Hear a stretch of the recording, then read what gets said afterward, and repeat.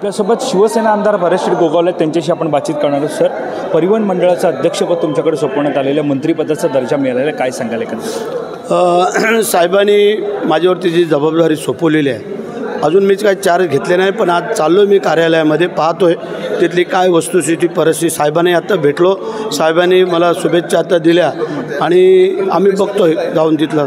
Sir, तुम्हाला मंत्री व्हायचं होतं, मात्र तुमच्या मंत्रिपदामुळे अनेक आमदार राजीनामा दिले असं तुमचं वक्तव्य होतं, नेमकं काय आहे?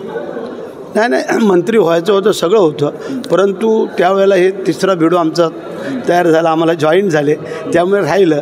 पण आम्ही काय त्याच्यावरती नाराज नाही झालो, मंत्री नाही झालो म्हणून नाराज अशातलं काय नाही आहे।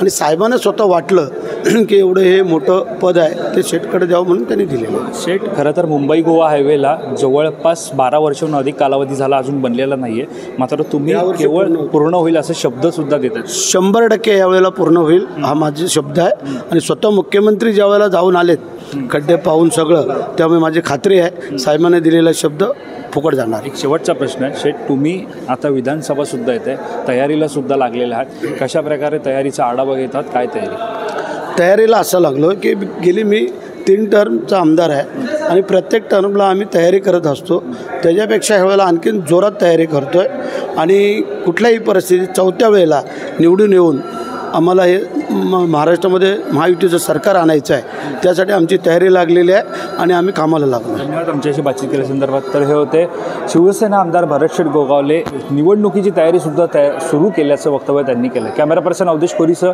मी वैभव पाटील, मुंबई।